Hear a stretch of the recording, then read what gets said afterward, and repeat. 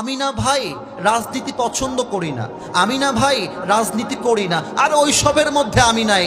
তুমি বেটা এত ভালো মানুষ হয়ে রাজনীতি করতে চাও না বিধায় আজকে এমপি দাঁড়াচ্ছে সুদখোর গাঞ্জাখোররা।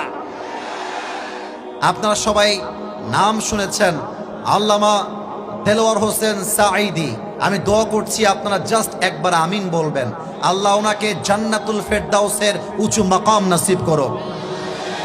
উনি একজন জাস্ট আলেম ছিলেন না, উনি বরিশালের এমপি ছিলেন। এটা কয়জন জানে, এটা কয়জন বোঝে? এবার বোঝেন আমি কেন বললাম এই কথা। 5 আগস্টের আগে আমি নিজে দেখেছি রংপুরে আমার মাহফিল বন্ধ হয়ে গেছে। কেন মাহফিল বন্ধ?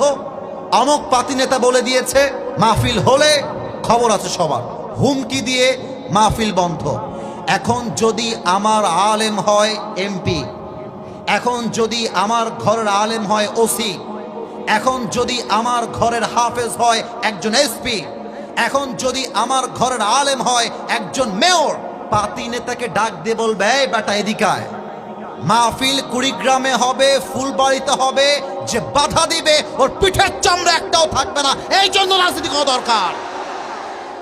এখন বলবেন হুজুর খুব বকতেছেন, ভালোই লাগতেছে কথাবার্তা, কিন্তু কোরআনে যে রাজনীতি আছে এর দলিলটা কি? এরকম কিছু লোক আছে না, আছে না, আছে না? আমি আয়াত তেলাওয়াত করছি, ভালো করে বুঝবেন। আমি আয়াতটা জাস্ট দলিল হিসেবে দিচ্ছি। আউযু বিল্লাহি মিনাশ শাইতানির রাজীম। ইন্নাল্লাহা ইয়া'মুরুকুম আন তু'আদ্দুল আমানাতি ইলা আহলিহা ওয়া ইযা হাকামতুম বাইনান নাসি আন তাহকুমু বিল আদল। Allah says in this ayah, give people back what they deserve in their lives. And Allah says in this ayah, whenever you judge between people, you have to judge with justice. Allah বলছে শোনো, যখন তোমরা বিচার করবে ইনসাফের বিচার করবে, যখন তোমরা বিচার করবে তোমরা জাস্টিসপূর্ণ বিচার করবে। এবং আল্লাহ বলছেন যে যা পায় তাকে তা বুঝিয়ে দেওয়া, এটার নামে ইসলাম। ঠিক কিনা বলেন? আচ্ছা, এই আয়াতের সাথে রাজনীতির সম্পর্ক কি? এই আয়াতের সাথে পার্লামেন্টের সম্পর্ক কি? আমি একটু বুঝাই দেই। আগে প্রশ্ন করি, আগামীর সংসদ কোরআন দিয়ে চলবে, এটা কি চাই নাকি চাই না? এটা রেকর্ড হচ্ছে ক্যামেরায়, এভাবে আওয়াজ দিয়ে বললে হবে না। আগামীর পার্লামেন্টে কোরআন চাই কি চাই না? এবার এক্সাম্পল দেই, জাস্টিস কাকে বলে, ইসলামে ইনসাফ কেমন করে বোঝানো হয়েছে। আমি মাঝখান থেকে একজনকে দাঁড় করাবো। এই যে হলুদ পাঞ্জাবিওয়ালা ভাই, দাঁড়ান তো।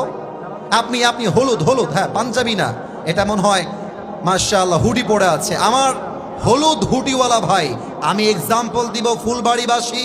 আগে বলেন আমার ভাইকে দেখা যায়? এ কোন মরা লোক রে বাবা, দেখা যায়? মনে করেন তোমার নাম কি? সোহেল ভাই। আমার ওই পাশ দিয়ে নেমে যাচ্ছি, ওয়াজ শেষ করে আমার সামনে আসছে। এক্সাম্পল হিসেবে বলছি, সোহেল হচ্ছে এই ফুলবাড়ির পাতি নেতা। এক্সাম্পল, উদাহরণ, যদিও বা সে আসলে নয়। তো আমাকে ওখানে গিয়ে বলছে কি হুজুর খুব রাজনীতি নাকি? এতদিন ছিলেন মসজিদে, এতদিন ছিলেন মাদ্রাসায়, এখন যাবেন পার্লামেন্টে, খুব শখ। আপনাকে আমি সামনে যান দেখে নিব, হুমকি দিয়েছে আমাকে। আর আমার বসবাস বেশিরভাগ সময় হয়েছে রাজশাহীতে। রাজশাহীর একটা ভাষা আছে, তোর বাড়ি কতিবে, তোর বাড়ি কোথায় আমরা বলি, এবার তোর বাড়ি কতিবে। আমি খেপে গেলাম, এই সোহেল তোর সাহস তো কম না। ড্রাইভার সাহেবকে বললাম, ড্রাইভার সাহেব চাকু নিয়ে আসেন, হাইসা নিয়ে আসেন, দাও নিয়ে আসেন। দাও নিয়ে আসছে, রাগের মাথায় দিয়েছি একটা কোপ, ও ডান পা কেটে গেছে। এবার আপনাদের পালা, বাম পা না ডান পা? এই যে বোঝে নাই, ডান পা না বাম পা? ডান পা, এক কোপে কেটে গেছে। এখন আমার সভাপতি সাহেব, প্রধান অতিথি, আমাদের প্রিন্সিপাল সাহেব, হাফেজরা আমাকে ধরেছে, আরে হুজুর ওয়াজ করতে এসে আপনি ডান পা কেটে দিলেন, এই হুজুরকে জেলে ভরে দাও। জেলে ভরে দিল আমাকে। আমার নামে মামলা হলো পা কাটার মামলা। আগামীকাল রংপুরে জেলা আদালতে আমার বিচার হবে। জজ সাহেব আসছে, এসে বলছে হুজুর আপনার ওয়াজ তো আমিও দেখি, আপনি লোকটা খালি দেখতে সুন্দর কিন্তু মানুষটা আপনি আসলে ভালো না। আমাকে বলতে জজ সাহেব। তো জজ সাহেব বিচার করেছে যে আসিফ হুজুরের বিচার হলো 10 লাখ টাকা জরিমানা আর 1 বছরের জেল। এবার আপনারা বলবেন 10 লাখ টাকা জরিমানা আর কয় বছরের জেল? আর একটু জোরে দাঁড়ায় থাকা ভাইরা বলে নাই 10 লাখ টাকা জরিমানা কয় বছরের জেল। এবার বিচারটা ইনসাফপূর্ণ হলো কিনা বোঝার জন্য একটা দাড়িপাল্লা নিয়ে আসো। দাড়িপাল্লার সোহেলের ডান পাটা দাও দাড়িপাল্লার ডান দিকে, আর আমাকে যে বিচারটা করা হয়েছে ব্রিটিশ আইন অনুযায়ী 10 লাখ টাকা আর 1 বছরের জেল, দেন দাড়িপাল্লার বাম দিকে। এবার আপনাদের মেধার পালা, বুদ্ধির পালা। বুদ্ধি থাকলে উত্তর দিবেন, না হয় কিপ কোয়াইট, কিপ সাইলেন্ট, চুপ থাকবেন। ডান দিকে কাটা ডান পা, বাম দিকে 10 লাখ টাকা 1 বছরের জেল। আপনি যতই টানেন সমান সমান হবে। রাইট আনসার, সমান সমান হবে। আচ্ছা 20 লাখ টাকা দিলাম আর 2 বছরের জেল, তাও সমান সমান হবে। সমান সমান করতে চাইলে আল্লাহর জমিনে আল্লাহর কোরআন দিয়ে আইন পাশ করতে হবে। কেমন করে? Let me share with you. বসে পড়ো। আল্লাহ তাআলা বলছেন ওয়াকাতাবনা আলাইহিম ফিহা আন্নান নাফসা বিন-নাফস ওয়াল আইনা বিল আইনি ওয়াল আনফা বিল আনফি ওয়াল উযুনা বিল উযুন ওয়াস সিন্না বিস সিন্নি ওয়াল জুরুহা কিসাস। আল্লাহ তাআলা বলছেন কেউ তোমার চোখ তুললে তুমি তার চোখ তুলে নাও।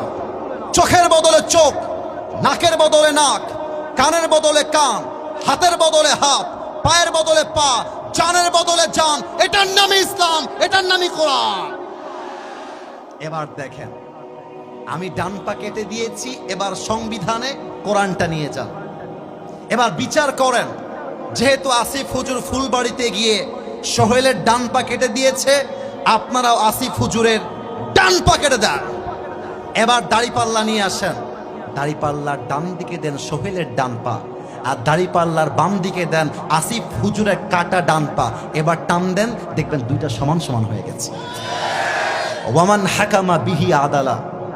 এই কোরআনটা যে দিয়ে যে বিচার করবে সে ইনসাফ করতে পারবে। আর একটা এক্সাম্পল দেই, আমার চেয়ারম্যান সাহেব বসে আছে। চেয়ারম্যান সাহেব, don't take it otherwise, don't mind, I respect you from my heart. আমরা সবাই সম্মান ওনাকে করি কি করি না বলো? স্যার ওনার একটা ছেলে আছে, আমি হলাম রিক্সাওয়ালার ছেলে, স্যার হলেন চেয়ারম্যান নন, স্যার হচ্ছে একজন এমপি। তো এমপির ছেলে একটা অন্যায় করেছে, আমি রিক্সাওয়ালার ছেলে আমি আর একটা অন্যায় করছি। মাথায় রাখতে হবে আমার যেই বিচার হবে, রিক্সাওয়ালার ছেলের যেই বিচার হবে, এমপির ছেলের সেই বিচার হবে। স্বজন প্রীতির নাম ইসলাম নয়। সেম বিচার। 1 নাম্বার কোরআন শেখায় ইনসাফপূর্ণ রাজনীতি। 2 নাম্বারটা বলে শেষ করে দেব, ইসলাম কখনো রাষ্ট্রের ক্ষমতায় কোন নারীকে দেখতে চায় না। আমরা আগামীর পার্লামেন্টে কুড়িগ্রামবাসী, আমি জানি না আপনারা আমার সঙ্গে একমত হবেন কিনা, যদি একমত হন আমাকে ঠিক বলবেন কলিজা দিয়ে, বাঘের মতো হুঙ্কার দিয়ে। আমি আসিফের দাবি নয়, 18 কোটি মানুষের দাবি।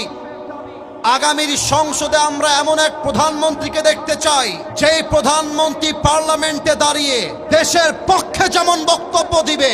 আমার দেশের প্রধানমন্ত্রী চাইলে ঢাকার জাতীয় মসজিদ বাইতুল মুকাররমে দাঁড়িয়ে জুমার খুতবা দেওয়ার যোগ্যতাও রাখবে। হাত তুলে বলো সবাই, ঠিক কিনা?